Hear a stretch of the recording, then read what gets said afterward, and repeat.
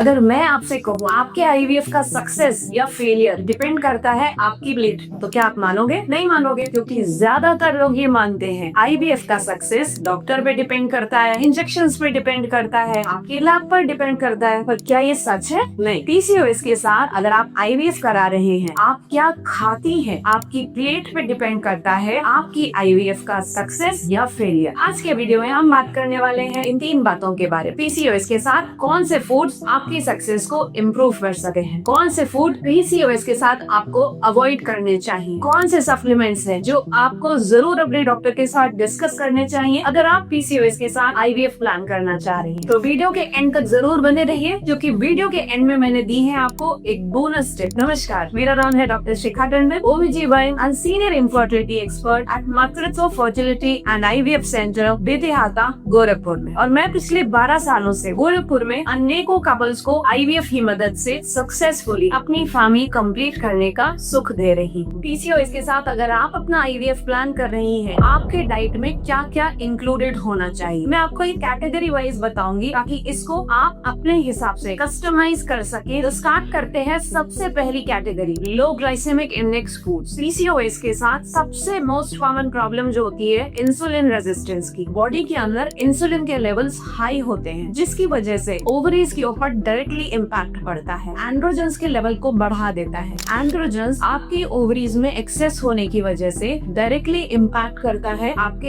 Eggs की quality को। इन सब को करेक्ट करने के लिए हमें चाहिए ऐसे फूड्स स्लोली आपके ग्लूकोज को इंक्रीज करें और सडन ग्लूकोज स्पाइक्स आपको ना दे। ऐसी कार्बोहाइड्रेट डाइट या सोर्सेज, इसका एग्जाम्पल है सबसे पहला ब्राउन राइस। एक लो ग्लाइसेमिक इंडेक्स फूड है, स्लोली मेंटेन तरीके से आपकी शुगर को इंक्रीज करता है। आप यूज कर सकते हैं राजमा या मसूर दाल, जो कि प्रोटीन के भी रिच सोर्सेज हैं और फाइबर के भी। आलू खाने की शौकीन है, मैं आपको सजेस्ट करूंगी स्वीट पोटैटो, क्योंकि ये आलू की तरह सडन में आपके शुगर्स को इंक्रीज नहीं करेगा और एक ये लो ग्लाइसेमिक फूड है। हम बात करते हैं रोटी के बारे में। अगर आपकी रोटी ग्लूकोज रिच ले रही है, कार्बोहाइड्रेट रिच सोर्स है आपकी रोटी का, तो उसमें थोड़ा सा बेसन ऐड करिए। बेसन ऐड करने से आपका प्रोटीन इंक्रीज हो जाता है, उसके डाइजेशन में थोड़ा समय लगता है, जिसकी वजह से आपको ये कॉन्सेप्ट समझ में आएगा कि अगर हम उसके अंदर थोड़ा लो ग्लाइसेमिक इंडेक्स फूड ऐड कर देंगे तो उसका डाइजेशन डिलेड हो जाएगा और आपको सडन ग्लूकोज के स्पाइक्स आने बंद हो जाएंगे और ये डायरेक्टली इम्प्रूव करेगा आपकी पीसीओएस की कंडीशन को। ये दूसरी कैटेगरी एंटीऑक्सीडेंट्स। आपकी बॉडी के अंदर कई सारे रिएक्शंस हो रहे होते हैं, जिसकी वजह से अलग अलग तरह के वेस्ट प्रोडक्ट्स और टॉक्सिन्स और फ्री रेडिकल्स प्रोड्यूस हो रहे हैं। इन फ्री रेडिकल्स को बॉडी से हटाने के लिए एंटीऑक्सीडेंट्स का होना जरूरी है। जब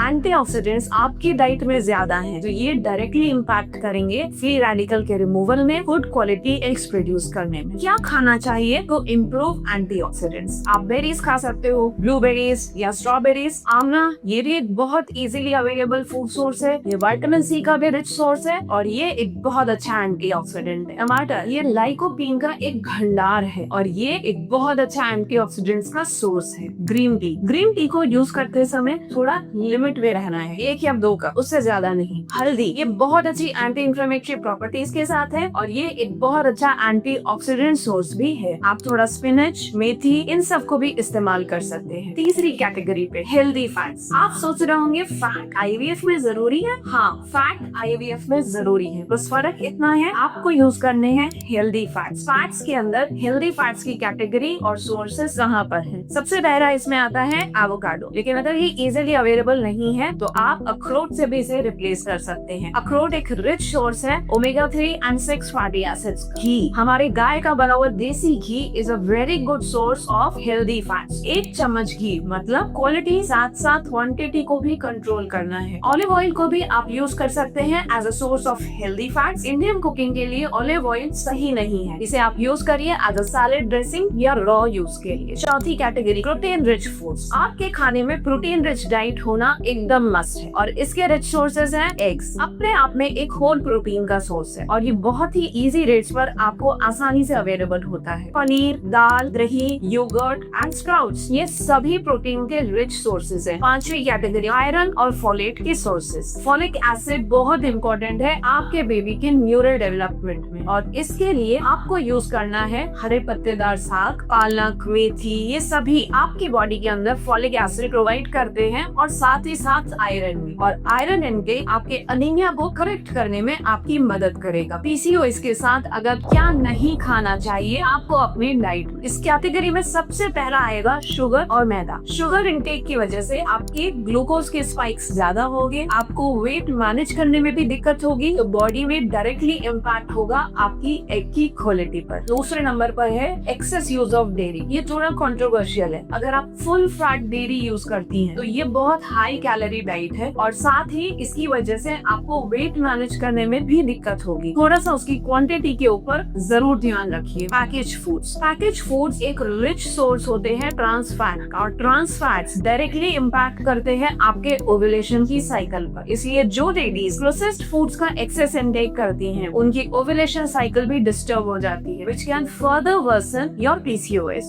Soy products थोड़े से कंट्रोवर्शियल है। Soya is a rich source of phytoestrogens जो कि डायरेक्टली आपके हार्मोनल साइकिल के साथ हैम्पर कर सकता है। फाइटोएस्ट्रोजेंस की मात्रा अगर अधिक होगी, जैसे कि अगर आप सोया मिल्क या टोफू यूज करते हैं, तो ये डायरेक्टली आपके ओव्यूलेशन साइकिल पर इंटरप्ट कर सकता है। पांचवी चीज कैफीन इनटेक। पीसीओएस में ऑलरेडी कोर्टिसोल स्ट्रेस बहुत ज्यादा होता है। अगर आप दिन भर में 2, 3 या 4 कप चाय और कॉफी लेती हैं, तो ये आपके कोर्टिसोल के लेवल्स को और बढ़ाता है और ये डायरेक्टली इम्पैक्ट करता है आपके एग्स की क्वालिटी पर। हम बात करने वाले हैं सप्लीमेंट्स के बारे में। पीसीओएस के साथ आपको जरूर लेने चाहिए, लेकिन अपने डॉक्टर से डिस्कस करने के बाद। सबसे पहला मैं इस कैटेगरी में एडवाइस करना चाहूंगी वो है विटामिन डी। पीसीओएस के पेशेंट्स में विटामिन डी की डेफिशिएंसी बहुत कॉमन होती है, तो इसका भी इंटेक लेना है, लेकिन बिना डॉक्टर की एडवाइस के नहीं। आपको जरूरत है ओमेगा 3, बहुत ही अच्छा सप्लीमेंट है जो आपकी बॉडी में इन्फ्लेमेशन को कम करता है और आपकी एग्स की क्वालिटी को इम्प्रूव करता है। ऑनेस्ट बात, मैं जानती हूँ आपकी डाइट से सब कुछ करेक्ट नहीं हो सकता। कोई भी आपको ये गारंटी नहीं दे सकता ये खा लो तो तुम्हारा आईवीएफ सक्सेसफुल हो जाएगा। 100% गारंटी नहीं हो सकती आईवीएफ में। अगर आप अपनी डाइट को सही करते हैं तो बेहतर एग क्वालिटी, बेहतर स्टिमुलेशन, बेहतर एम्ब्रियो क्वालिटी एक्सपेक्ट कर सकते हैं। लैब में क्या होगा आप उसे कंट्रोल नहीं कर सकती, लेकिन आपकी प्लेट में क्या होगा आप इसे कंट्रोल कर सकती हैं, और ये डायरेक्टली इम्पैक्ट करता है पीसीओएस में, और ये कंट्रोल बहुत पावरफुल है आपके लिए। अगर आप भी जानना चाहती हैं कि पीसीओएस के साथ आपकी क्या सक्सेस रेट है, तो मैंने उस पर एक डिटेल्ड वीडियो बनाया है जिसका लिंक आपको डिस्क्रिप्शन में मिल जाएगा। मैं ऐसे ही एजुकेशनल वीडियोस बनाती रहती हूँ और आपसे मिलना चाहूंगी अपने अगले वीडियो में। तब तक के लिए नमस्कार।